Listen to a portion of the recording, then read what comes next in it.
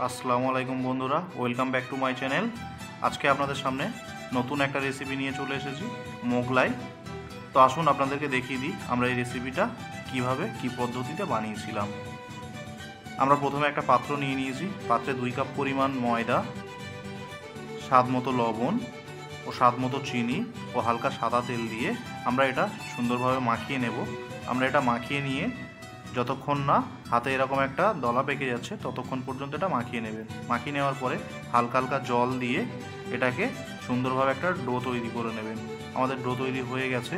আমরা এর উপরে হালকা তেল দিয়ে 15 মিনিটের জন্য রেখে দেবো। রেখে দেওয়ার পরে আমরা আর একটা পাত্র নিয়েছি, পাত্র নিয়ে আমরা 3টে ডিম নিয়েছি। ডিমটা ভালো করে ফেটে নেব। আমরা ফেটে নেওয়ার পরে কেটে রাখা পেঁয়াজ, ধনিয়া পাতা, কাঁচা লঙ্কা, চাট মশলা, স্বাদ মতো লবণ, জিরা মরিচ গুঁড়ো দিয়ে আমরা এটাকে সুন্দরভাবে মাখিয়ে নেব। তো আমাদের সবগুলি মিশ্রণ রেডি। আমরা এখন ময়দার ডোটাকে সুন্দরভাবে গুলি করে কেটে নেব।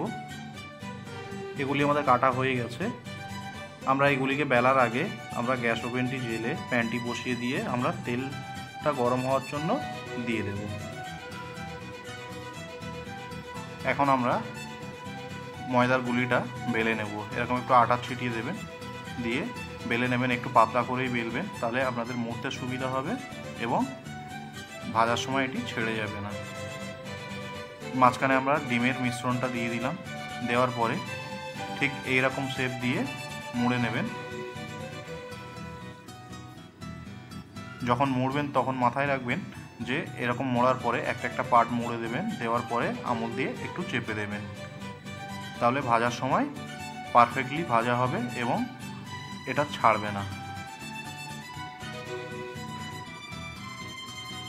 তো আমাদের এটা মোড়া হয়ে গেছে। এটা আমরা এখন গরম তেলের মধ্যে ছেড়ে দেব।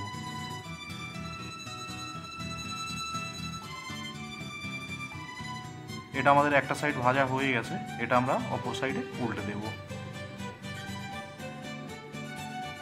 এইরকমভাবে 2-3 বার এটা উল্টে দেবেন, তাহলে ভিতরে পারফেক্টভাবে সিদ্ধ হয়ে যাবে। এখন এটা আমাদের ভাজা হয়ে গেছে। একটা প্লেটে আমরা তুলে নেব, নিয়ে ঠিক এইভাবে এটা পিস করে নেবেন। এখন আপনাদেরকে দেখাচ্ছি আমরা এটা একটু চেপে। তো দেখতেই পাচ্ছেন আমাদের ভিতরটাও খুব সুন্দরভাবে হয়ে গেছে। তো আমাদের মোগলাই আপনাদের সামনে রেডি। তো বন্ধুরা, আজকের আমাদের ভিডিও এই পর্যন্ত। দেখা হবে আবার পরের ভিডিওতে নতুন রেসিপি নিয়ে।